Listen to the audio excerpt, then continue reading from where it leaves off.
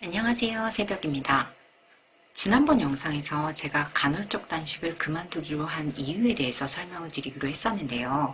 그 계기가 된 것은 바로 제 건강검진의 결과랑 어떤 의사 선생님의 한 영상이었어요. 그 영상의 내용은 1일 1식을 하면 콜레스테롤이 높아진다 라는 내용이었는데요. 지난번에도 살짝 언급한 적이 있는데 저는 기본적으로 콜레스테롤이 좀 높은 편이에요. 중성지방이 낮음에도 불구하고 총 콜레스테롤과 LDL 콜레스테롤이 좀 높은데요. 예전에 건강검진 기록을 살펴보니까 제 총 콜레스테롤이 한 180 정도 됐었는데 그 정도도 나이 대비 좀 높은 편이라고 생각을 해서 줄을 그어뒀더라고요. 근데 이 정도는 콜레스테롤이 일반적인 수준보다 약간 높은 유전적 요인이라고 넘길 수 있는 수준이었는데 이로부터 한 2, 3년 후부터 갑자기 총 콜레스테롤이 200을 넘어서 220까지 올라간 거예요. 그 시기에 내가 뭘 했나 곰곰이 생각을 해보니까 바로 저탄고지를 시작을 했더라고요.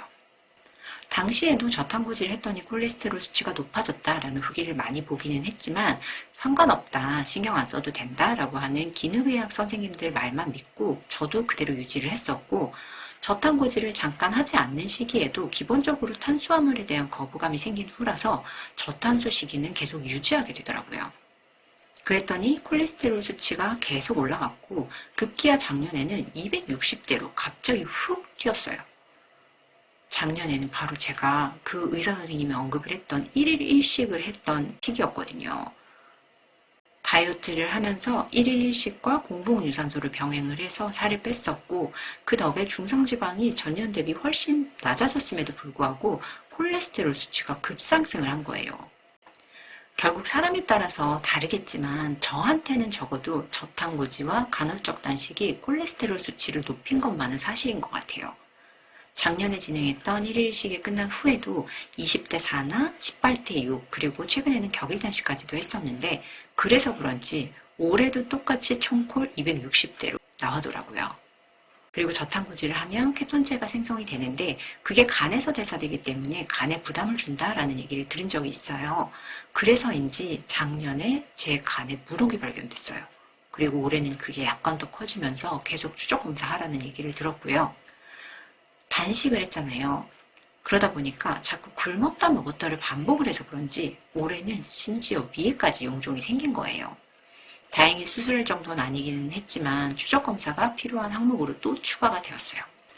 세포의 자가포식 기능을 통해서 몸이 좋아지기를 바라는 마음에서 했던 행동들이 오히려 몸을 상하게 하고 있다라는 결과지를 받아들고 솔직히 전 좀 망연자실하게 되더라고요. 그것만이 아니라 단식을 자주 해서 그런지 빈혈 수치가 굉장히 높아졌고 갑상선 기능도 저하됐어요. 저탄고지와 간헐적 단식 모두 몸에 맞는 분들께는 최고의 식단일 수 있는데 안 맞을 경우에는 이렇게까지 건강을 해할 수 있다라는 점도 알아두시는 게 좋을 것 같아요. 제가 간헐적 단식을 반대하는 두 번째 이유는 음식에 대한 집착이 증가하기 때문이에요. 전 격일 단식 때도 그렇고 1일 1식을 할 때도 그렇고 다이어트를 하겠다고 마음을 먹은 순간 굉장히 독해지는 편이기 때문에 철저하게 식단을 지키는 타입이에요.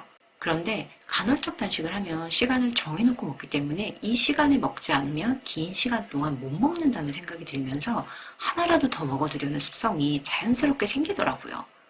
전 20대 때 다이어트를 빡세게 해서 10kg 정도를 빼고 그걸 계속 유지를 하고 있었어요. 다이어트 후에도 유지를 하면서 생긴 습관이 바로 소식이었는데요. 위가 줄어들어서 많이 먹지를 못해서 보통 식당에서 주는 밥 공기의 한 4분의 1 정도를 먹으면 더 이상 먹을 수가 없어졌거든요. 그런데 저탄고지를 하면서 오히려 충분히 먹어줘야 된다는 말이 좀 현혹이 됐고 간헐적 단식을 하면서 이 시간에 하나라도 더 먹어야겠다면서 후식까지 챙겼더니 자연스럽게 위가 조금씩 늘어난 것 같아요. 그리고 1일 1식을 하면서 한 끼에 몰아먹다 보니까 밥을 먹고 난 뒤에는 후식까지 당연히 챙겨 먹었고 이게 습관이 되니까 1일 1식이 아니라 2식, 3식을 할 때도 후식을 계속 찾게 되는 그런 부작용도 생기더라고요. 그리고 잘 참다가 가끔씩 폭식까지는 아닌데 과식을 하는 날이 있어요. 분명히 배가 부른데 자꾸 뭔가를 입에 넣고 싶다는 욕구를 느끼게 되더라고요. 분명 간헐적 단식을 하기 전에 저는 배부른 느낌을 너무 싫어해서 배부른 것보단 차라리 배고픈 게 낫다고 얘기를 할 정도였거든요. 그래서 배가 부른데 뭔가를 더 먹는다는 건 진짜 상상을 못하는 사람이었거든요. 그런데 작년부터 가끔씩 계속 배가 부른데도 뭔가를 입에 넣게 되는 경험을 하면서 이게 폭식증의 전조 증상인가? 라는 생각이 들어서 좀 무서워졌어요. 그래서 최근에 제가 직관적 식사를 하겠다라고 선회를 한 거였거든요. 물론 간헐적 단식이 무조건 나쁘다고 생각하진 않아요. 건강상의 문제 없이 잘 맞는 분들은 계속 유지를 하시면 되는데 저처럼 콜레스테롤이 튀시는 분들은 지속하지 않는 게 건강적인 면에서 더 낫지 않을까라는 생각을 조심스레 밝혀봅니다. 그렇다고 해서 먹고 싶을 때마다 자주 뭔가를 계속 먹는 습관 역시 좋을 게 없으니까 저는 탄수를 포함한 소식으로 세 끼를 챙기고 식간 공복 유지하고 저녁부터 아침까지의 공복은 한 12시간에서 14시간 정도만 유지를 하기로 했어요. 저녁을 빨리 먹고 야식을 안 먹는 것만으로도 이 정도는 유지를 할 수 있으니까 이건 간헐적 단식이라고 거창하게 명명할 것도 없이 야식을 안 먹는 식습관 정도로 정의할 수 있을 것 같아요.